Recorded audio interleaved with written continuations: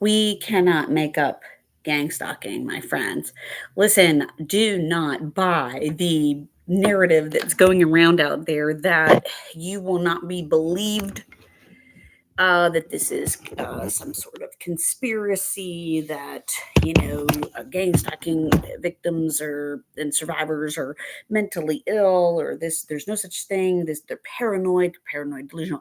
This is all what the narcissistic perpetrators, the psychopaths and sociopaths running this program told me in the beginning about myself. They started labeling me. They started saying, "Oh, you're crazy," and "Oh, it's going to be you're paranoid, delusional, and this and that." But this was all before I had even made the discoveries. So, you guys, listen, I cannot make this stuff up. I cannot make this any more clearer than it is. These people are naturally, or for lack of a better word, showing up in the same places that I am. Now, let me tell you about my day. I had an unpaid um, day off today, not by will, but because I cannot seem to fill in 3 years working at the same place, almost 3 years, around Christmas time.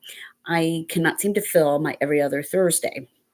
It is always left open and empty. And what's really funny is Thursday, I think, is a really good day to have clients. But for some reason, my job will not give me the clients, even in, they'll give other people the every other Thursday with the same client that I share. But if I want to take a new client on Thursdays, they won't give me the every other Thursday to work with that one so that somebody else can have an every other Thursday.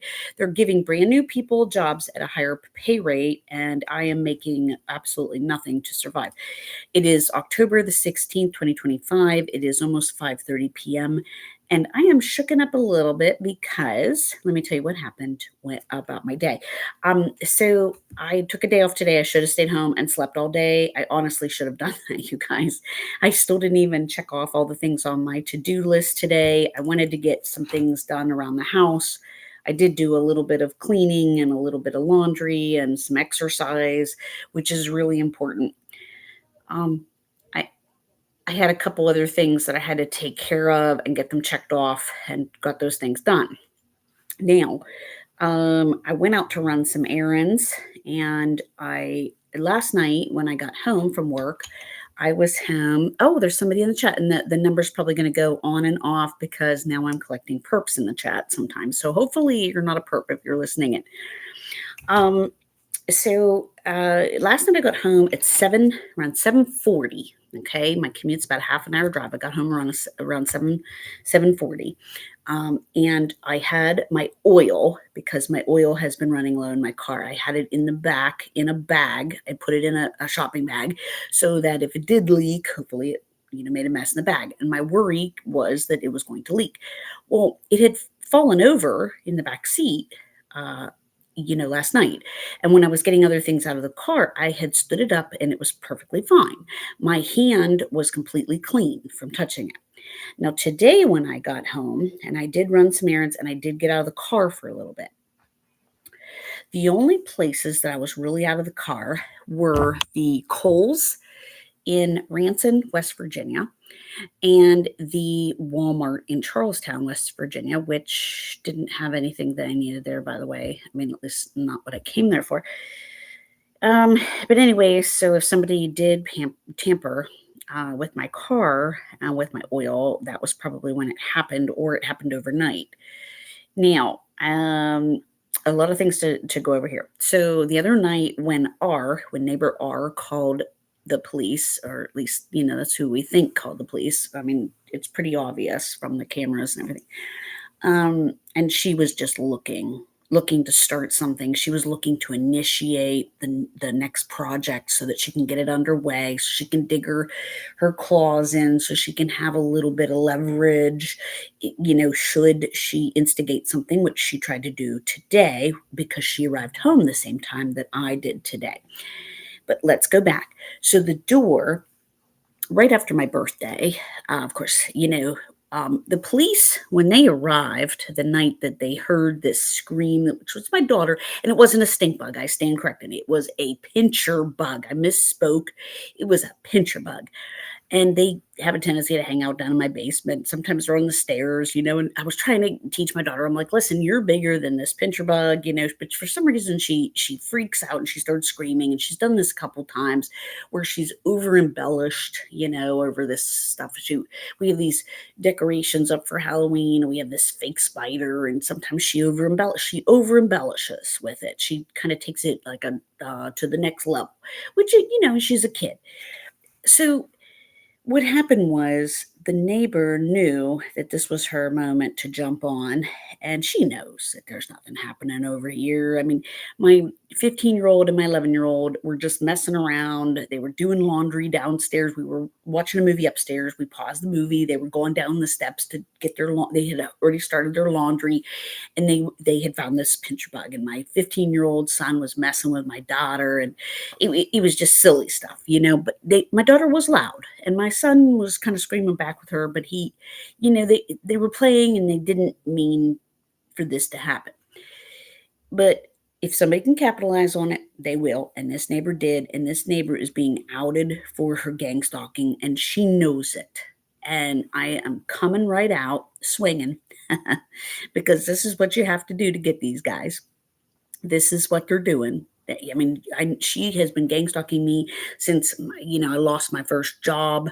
She has been sitting out there. She's watching me from her yard when I lost a job because of gang stalking.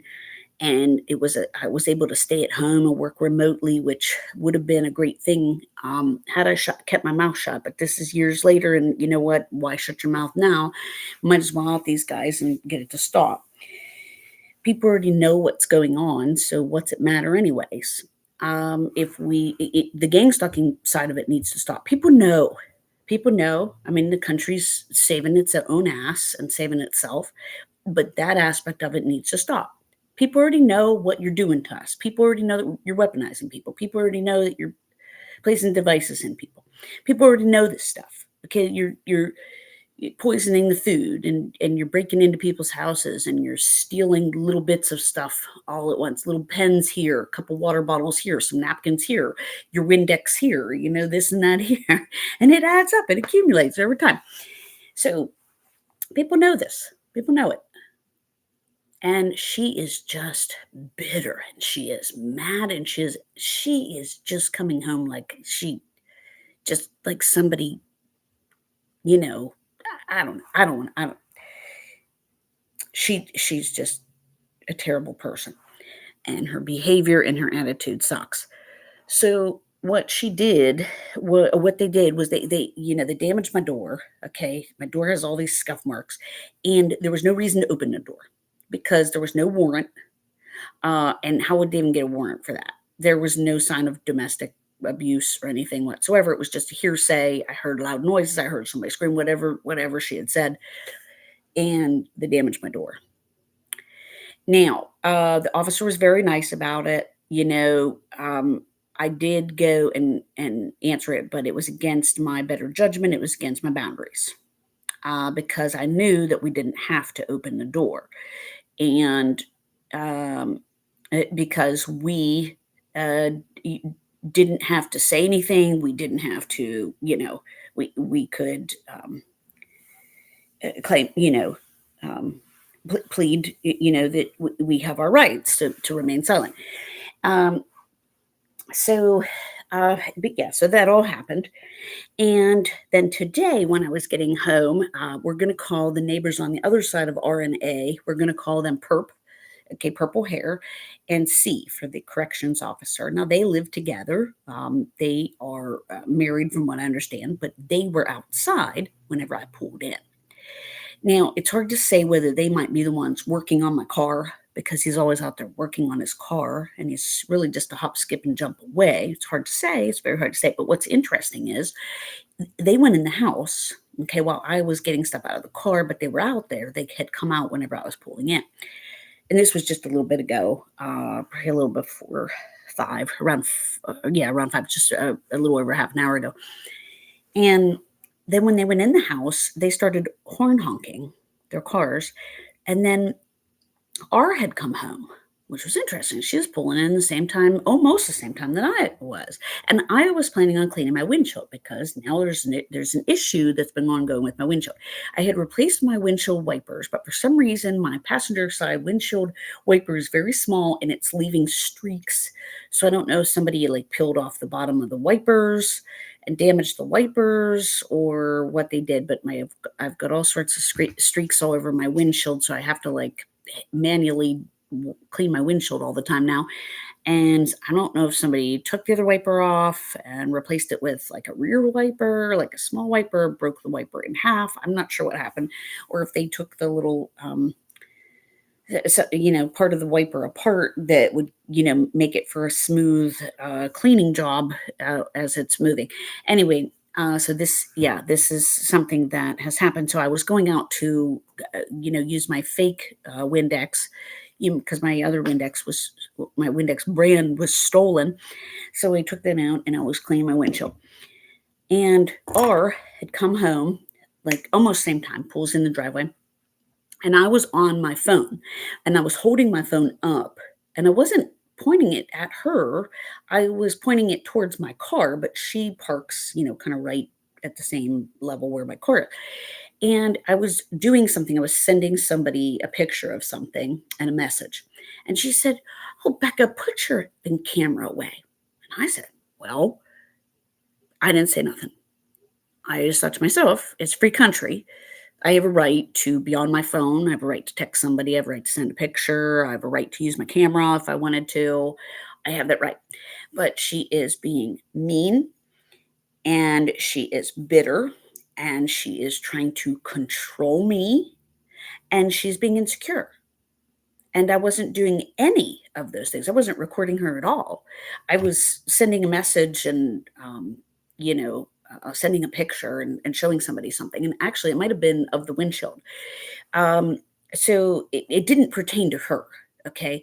But the point is that she's trying to exert her control over me. And she is dangerous. I see her as completely dangerous. Then what's interesting is as I went out to take my Windex out to go and actually do the windshield, and I was I had my earbuds in, and I was had my phone.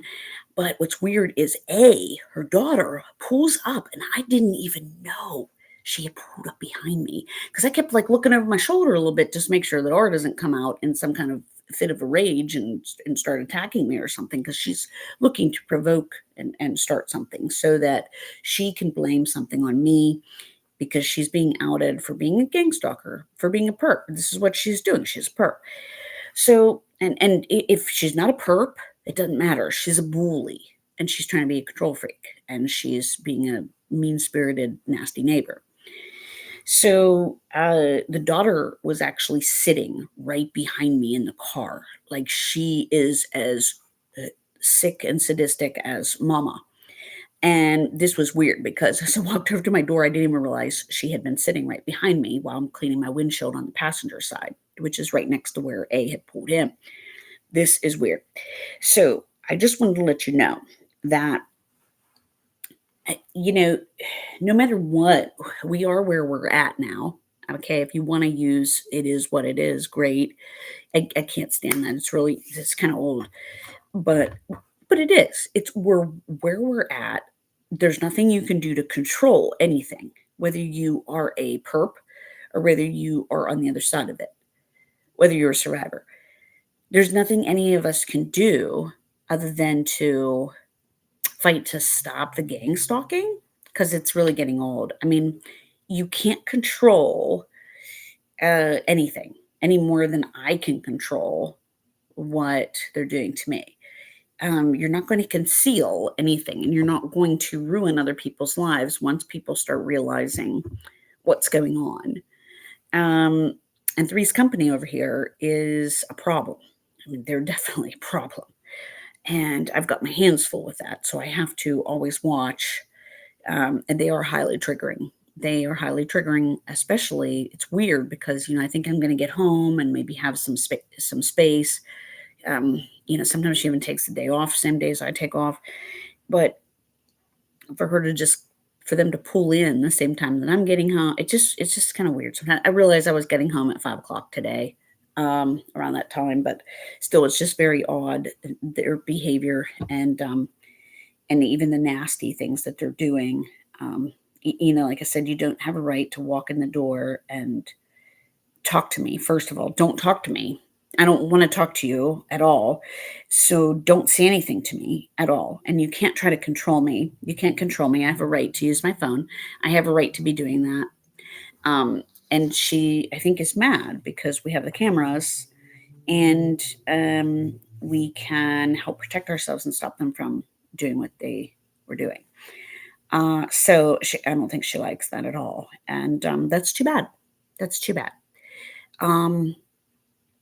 I want to pray that all these people get right because this makes the gang stalkers, it makes the gang stalkers not very straight. I mean, you can tell they are being used by a demon. You can just see it in their eyes. You can see the hate filled in these women, in these people. You can just see it taking over. It's really bad. And if it can happen to them, and then, and who knows, maybe, they had received the unjust treatment that we are receiving as TIs, as targeted individuals, and they had joined the dark side, you know, and they're kind of mad about this now because, they might have had the worst of both worlds, but they're stuck. They're stuck in sort of purgatory, if you will. This is going to be up to them to get out. And as TIs, we don't want to follow them.